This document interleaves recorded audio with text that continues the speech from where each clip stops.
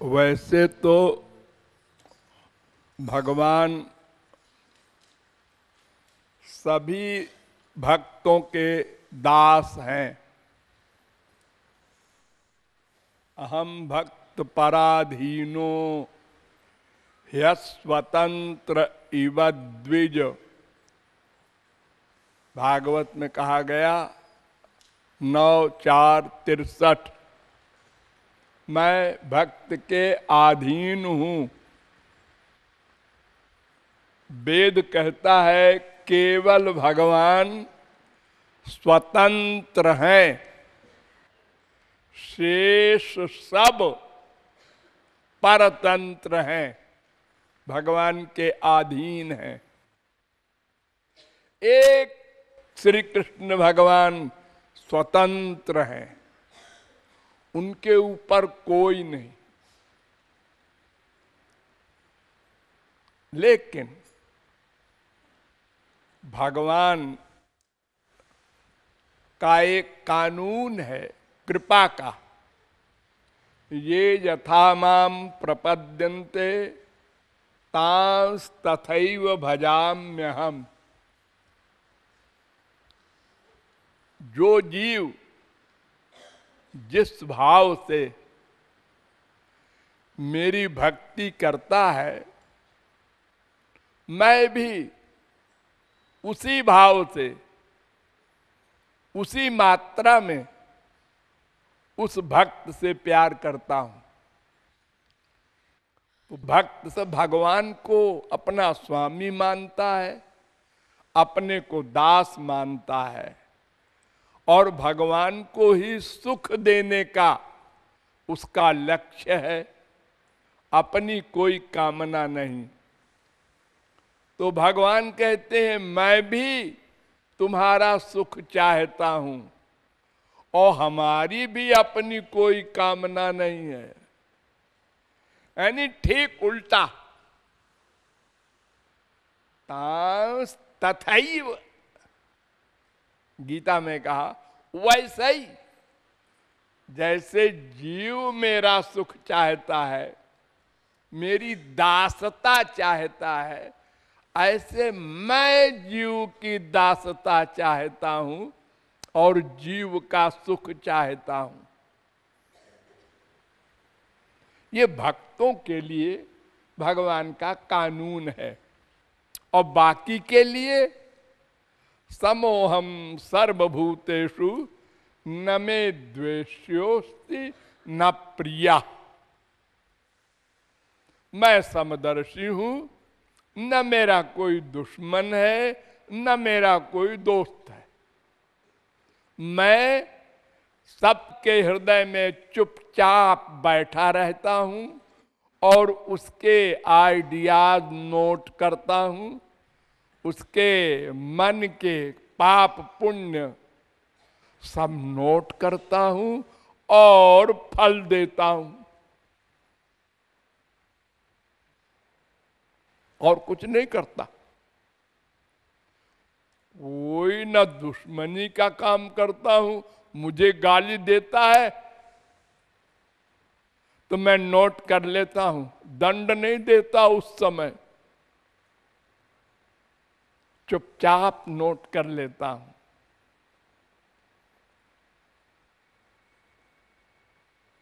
कोई भी पुण्य करता है, शुभ कर्म करता है, नोट कर लेता हूं, अगले जन्म में उसका फल देता हूं। यानी न्यायाधीश, मुंसिफ, जज, सबके लिए जज। और जो माम भजन्ति तुझे भक्त्या मयि ते तेषु चाप्यहम्। जो मेरी भक्ति करते हैं, मैं उसकी भक्ति करता हूं। बराबर हिसाब। लेकिन ध्यान दो, ये कानून गोपियों के लिए नहीं है।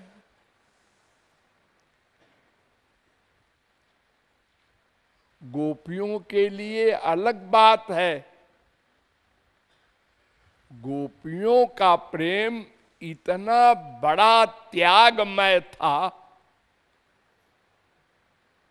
कि उनके लिए भगवान को कहना पड़ा, न पारये हम निरवध्य संजुजाम स्वसाधु कृत्यम विबुधायुषा पिवा यामा भजन दुर्जह दुर्जर गेह श्रृंखला संवृष्ट्य तद्वा प्रतियातु साधुना। 10:32-22 भगवान कहते हैं कि गोपियों के ऋण से मैं देवताओं की उम्र में भी ऋण नहीं हो सकता। औरों से ऋण हो जाता हूं। उसने मुझे भजा, मैंने उसको भजा, हिसाब बराबर, ऋण हो गए हम उससे। लेकिन गोपियों से मैं ऋण नहीं हो सकता।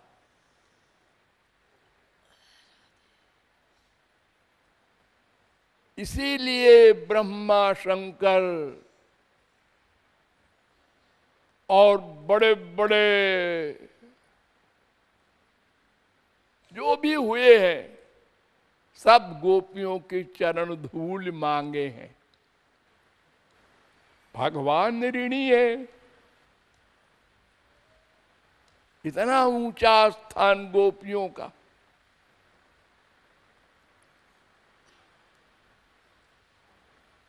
छोटी सी झलक बताऊं गोपियों के प्रेम का।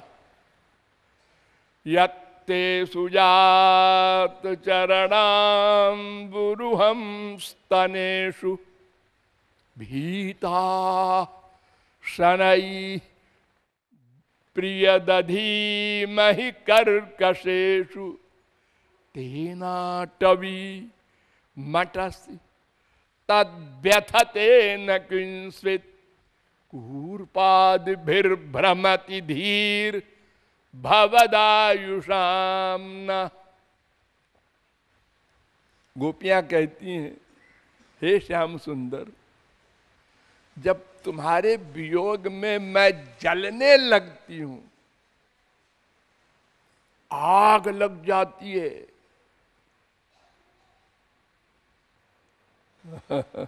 आप लोग कभी जले हैं ऐसे?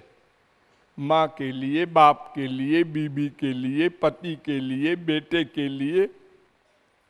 नहीं। कोई जला है? नहीं। लैला मजनू, शीरी फरहाद? नहीं। वो ऐसा होता है ताप गोपियों का कि निष्क्रांता चेत भवति हृदयात् यस्य धूमच्छटापि ब्रह्मांडानां सखिकुलमपि ज्वालया जाज्वलीति। अगर गोपियों के विरह की आग का धुआं भी, वो कितना टेम्परेचर है शरीर में, मन में, वो नहीं, खाली उसका धुआं अगर गोपियां बाहर निकाल दें तो अनंत कोटि ब्रह्मांड भस्म हो जाए। अनंत कोटि सूर्य का टेम्परेचर है उस विरहाग में। क्यों? क्या बात है उस विरहाग में? देखो, संसार में भी जिसके मिलने पर जितना सुख मिलता है उसके वियोग में उतना ही दुख मिलता है। नोट करो सब लोग, जिसके मिलने में जितना सुख मिलता है उसके वियोग में उतना ही दुख मिलता है। स्वार्थ का है संसार, फिर भी समझने के लिए समझ लो। पति के मरने पर सबसे अधिक दुख स्त्री को, उससे कम बाल बच्चों को, उससे कम दोस्तों को, उससे कम नौकर को। क्यों? उसके मिलने पर सबसे अधिक सुख मिला स्त्री को, उसके बाद बच्चों को, उसके बाद सखा को, उसके बाद नौकर को। तो जितनी लिमिट का सुख जिसके मिलने पर मिलता है उसके वियोग में उतना ही बड़ा दुख मिलता है। तो श्याम सुंदर के मिलने में गोपियों को जो सुख मिलता है वो और महापुरुषों को नहीं मिलता। तुलसीदास, सूरदास, मीरा, कबीर तमाम संत हुए, ये माधुर्य भाव की समर्था रति की निष्काम गोपियों को जो दर्शन में सुख मिलता है वो रुक्मिणी वगैरह को भी नहीं मिलता उतना। तो जिसके दर्शन में इतना सुख है, खाली दर्शन चाहती हैं, आलिंगन भी नहीं। उनको चिपटाएंगे उनको कष्ट होगा, बस देख लिया रोम रोम में रस भर गया। ये गोपी प्रेम। और जो सकाम गोपियां थी वो आलिंगन वगैरह भी चाहती हैं, उसको कांत भाव की गोपी कहते हैं।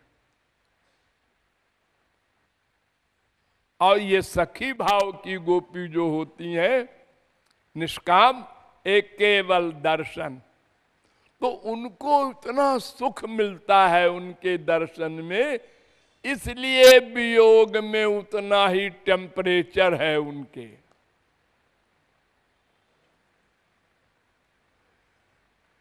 एक गोपी से एक बहुत बड़े ज्ञानी ने कहा कि मैंने बहुत तारीफ सुनी है तुम लोगों के प्रेम की, कोई हमको भी बताओ कैसा है वो प्रेम।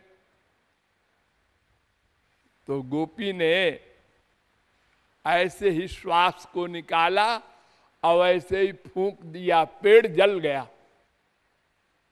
हरा पेड़। उस परमहंस ने कहा इतना प्रेम है तुम्हारे पास। इसलिए गोपियों के भगवान सदा ऋणी होते हैं, ये गोपी प्रेम का विलक्षण है। हाँ,